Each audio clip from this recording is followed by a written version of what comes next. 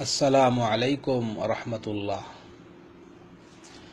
নাহমাদুহু ওয়া নুসাল্লি আলা রাসূলিহিল কারীম, আম্মা বাদ।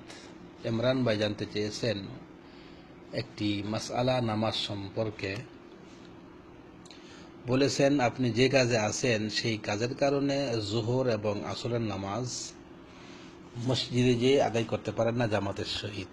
তাই আপনার জানার ইচ্ছা হলো যে কর্মস্থলে আপনি নামাজটি কিভাবে পড়লে আপনার নামাজটা পরিপূর্ণ হবে। জাযাকাল্লাহু খাইরান। মর্মে প্রথমে বলবো যে ইসলামে ঈমান আনার পর সবচেয়ে গুরুত্বপূর্ণ ইবাদত হচ্ছে নামাজ। নামাজ সম্পর্কে সংক্ষিপ্ত এতটুকু বলা যথেষ্ট যে মুসলিম এবং কাফের এর মাঝে পার্থক্য হচ্ছে নামাজ। নামাজ আছে তো মুসলিম বলে বিবেচিত, নামাজ নেই তো মুসলিম বলে বিবেচিত হবে না। তাছাড়া বলবো যে এই নামাজ এক তো গুরুত্বপূর্ণ ফরজ এবং এই নামাজকে আদায় করতে হবে জামাতের সহিত, এটাও ফরজ।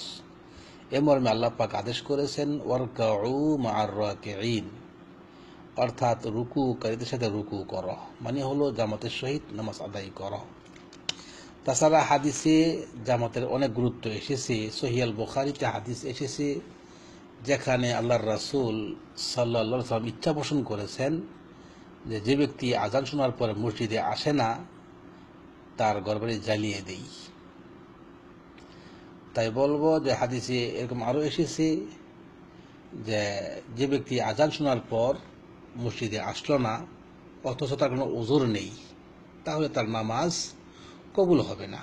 যেমন এসেছে মান সামিআন নিদা সুম্মা লাম ইউজিব মিন গায়রি উযরিন ফালা সালাতা লাহু, অর্থাৎ যে ব্যক্তি আজান শুনেও মসজিদে উপস্থিত হয়নি অথচ তার কোনো উযর নেই, তাহলে তার নামাজ আদায় হবে না, কবুল হবে না।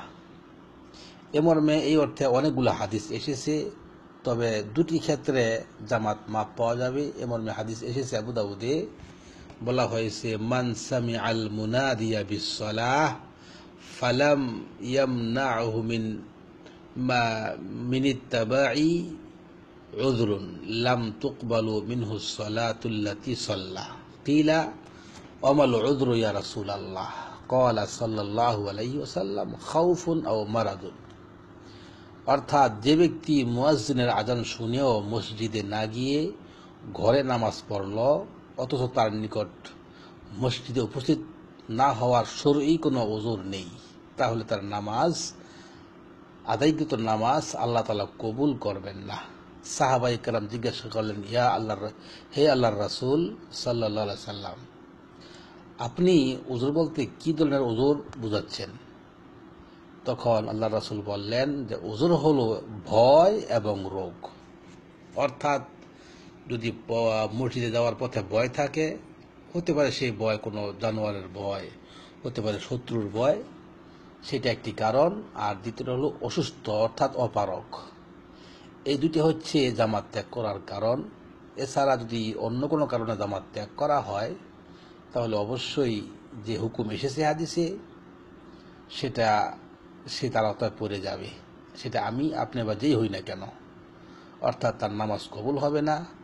তবে এমন কথা হলো এই, ওলামায়ে কেরাম যেটা বলেছেন যে নামাজ কবুল হবে না, এর অর্থ হলো এই যে নামাজের যে পুরস্কার রয়েছে সেটা সে পাবে না, কিন্তু তার যে জিম্মা ছিল আল্লাহর পক্ষ থেকে সে তার থেকে মুক্ত হয়ে যাবে।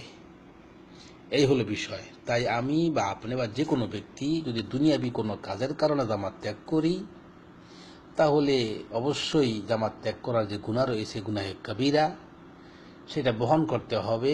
অপরদিকে নামাজ পড়ার যে ফজিলত রয়েছে তার থেকে বঞ্চিত। আর 3 নম্বর হচ্ছে কেবলমাত্র শুধু জিম্মাটা আদায় হলো বলে ওলামায়ে কেরাম যেটা বলেছেন সেটা বললাম। এই হলো বিষয়। তাছাড়া সবচেয়ে বড় কথা হলো এই যে মুসলিম জীবনের উদ্দেশ্য হচ্ছে এই যে নামাজকে ঠিক রেখে কাজকে ঠিক রেখে নামাজ, এমনটা নয়। তাই যদি আমাদের সত্যিকার অর্থে বিশ্বাস আকীদা এমনটা থাকে যে রিজিকের মালিক আল্লাহ, তাহলে অবশ্যই কাজ বদলি করতে হবে এবং সেই কাজ দিতে হবে যেখানে নামাজ ঠিক মতো পড়া যায়। আশা করি বুঝতে পেরেছেন। আল্লাহ রাব্বুল আলামিন আমাদেরকে 5 ওয়াক্ত নামাজের পুরোপুরি হেফাজত করার তৌফিক দান করুন। আল্লাহুম্মা আমিন।